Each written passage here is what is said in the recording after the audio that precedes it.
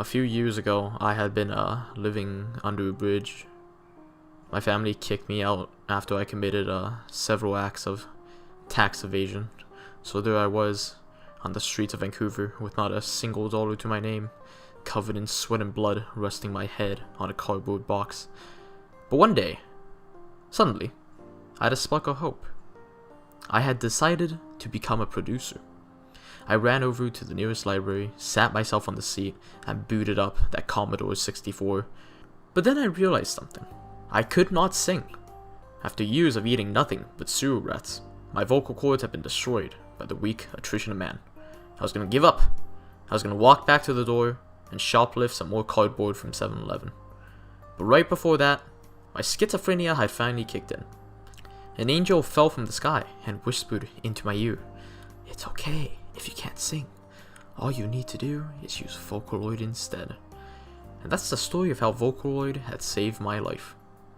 Of course, such an amazing life story can't be applied to everyone, but the main idea is still there. Vocaloid is a voice synthesizing program that has become sort of a cultural phenomenon over the years. In particular, you've probably heard of Hatsune Miku, one of the many applications released under the Vocaloid brand that was marketed with a cute blue-haired anime girl. How did this happen? Why are people into this? Should we separate church and state? All this and more in the following segments. My name is Kevin, and I present to you the history and culture of Vocaloid from a guy that doesn't like Vocaloid. Since the dawn of mankind, sound has been a crucial point of our culture. Whether it's prehistoric apes yelling at mammoths, or the peak of the Renaissance, music has followed where tradition has led. Well, I don't know why I came here tonight. I got a feeling that something ain't right. Synthesizers have been around since the 1950s, and as computing technology has become ever more advanced, so did synthesizers. While voice synthesizing has been around since the early 1960s, it wasn't until the 1990s that research and production for usable voice synthesizers had come into fruition.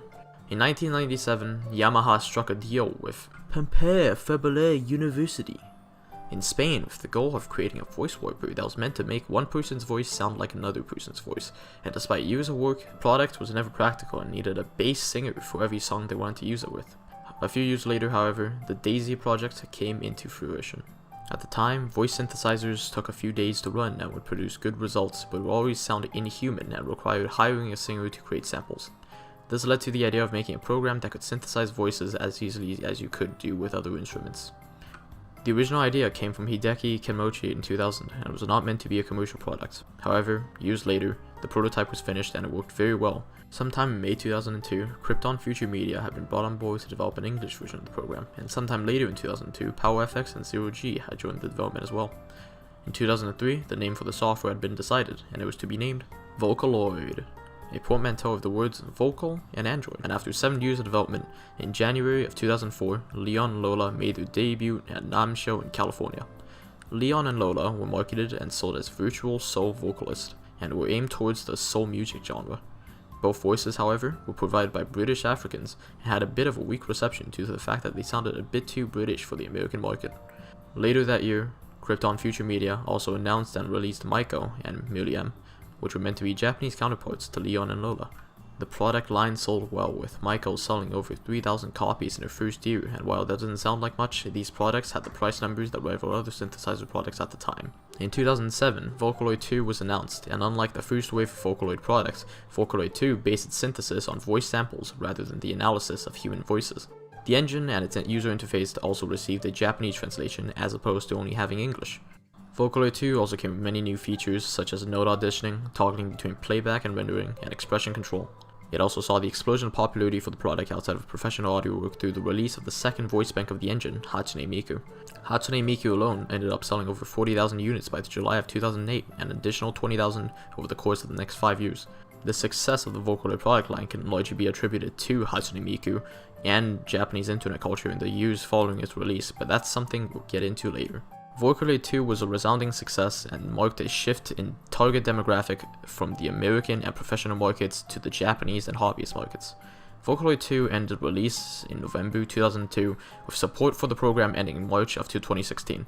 In total, 35 vocal libraries were produced for the engine, and a mobile port was also released in 2010 for iOS. Following the success of Vocaloid 2, Vocaloid 3 launched in October of 2011 and included backwards compatibility with its predecessor and support for Chinese, Korean, and Spanish. Unlike Vocaloid 2, however, the engine and vocal libraries were sold separately for the Vocaloid 3, an obvious ploy from Yamaha to steal all of our shekels. At time of writing, Vocaloid 4 and 5 have been released to the world, with the two programs adding a progressively expanding list of features that I would bore myself to death mentioning, but in general, the speech synthesizing became more precise and realistic, and the engine became easier to use. The program nowadays is a real, usable voice synthesizer and is not just for weird Japanese singing that you can't understand. Vocaloid 5 can now be purchased online for around 200 USD, so if you have the money to spend or the time to torrent, the universe itself can be in your grasp. A few derivative products have also been released over the years, such as the regular speak synthesizer meant for corporate use, and a program that analyzes audio recordings of acapellas to imitate and generate singing parameters automatically. The year is 20XX.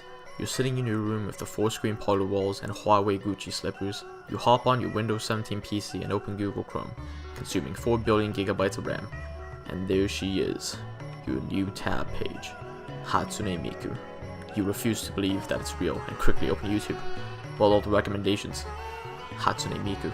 You close your monitor to escape reality, but in the darkness of your screen you see a small glimmer of blue. You turn around and find that nothing is wrong, but you're scared. You yell for your mommy in shock and fear and she responds, but once she comes into your room, you realize that it wasn't your mom who responded, it was Hatsune Miku. This truly is a society.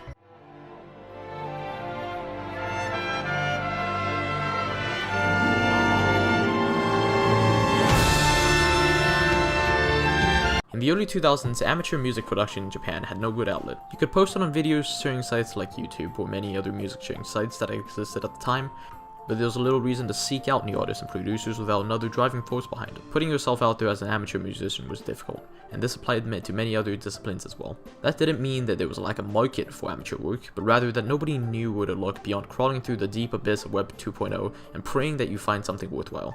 Because of this, many artists had to rely on other methods of getting attention from audiences, and this usually meant appealing to specific niches of people to get your name out there, and then growing from there. This can be applied to many other fields as well, such as a person going to politics after becoming famous in another field, or a YouTube star making a drama channel even though the only thing he has ever done was troll people on Xbox Live. Popularity is a hard thing to get, and having a sort of link between your name and something else that's already popular can be a good way for people to find out about you. In September of 2007, a video was posted to Nico Nico Doga, a Japanese video sharing service featuring a heavily deformed version of Miku whipping a leak around and singing the finished song, Even Poka.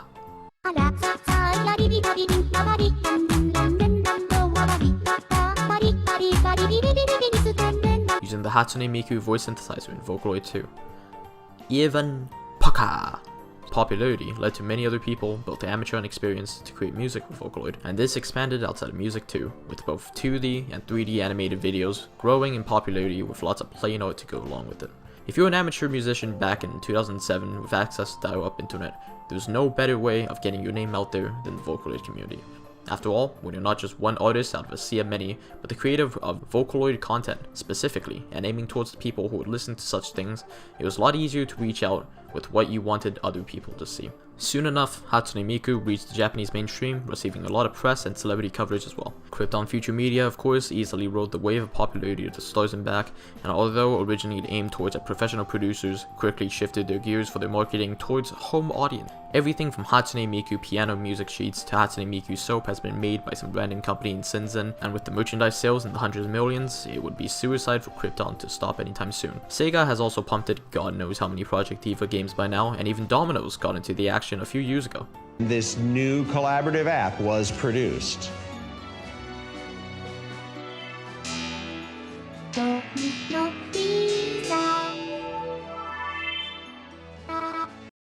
It's easy to look at this whole accident of sorts and say that it's only happened because the youth of Japan is super lonely or whatever, but it misses the real effort people have put into the work. It's not so that so many people like Hatsune Miku, because of the character designs or even the idea of synthesized vocals, but more so the community that Hatsune Miku stands for. Vocaloid was there for both the artists that wanted to share their art, and the audiences that wanted to see those artists. And from the outside looking in, it might seem like some sort of mass hysteria. Hundreds and thousands of people having some sort of rational love for this voice synthesizing program is a bit weird after all. But for fans of Vocaloid, when watching Miku dance on stage in some shitty projected concert, dumping large sums of money into merchandise for a company that doesn't need it, it isn't just because they appreciate this one character they become obsessed with, but the ingenuity of a community and a generation of artists that consumes and has found each other through Vocaloid. After all, asking why are people so into this is a pretty hard question. To be honest, it's just another idle thing at this point. But what's the point of being into anything? People look at losers obsessing over fictional anime holograms dancing around and think they're insane, but how is Hatsune Miku any less real than a regular idol? What's the difference if you're not going to treat them like human beings anyway? Does Ariana Grande even exist? Is Little Pump actually just a fictional character created by the pump industry to sell more pumps? Who knows?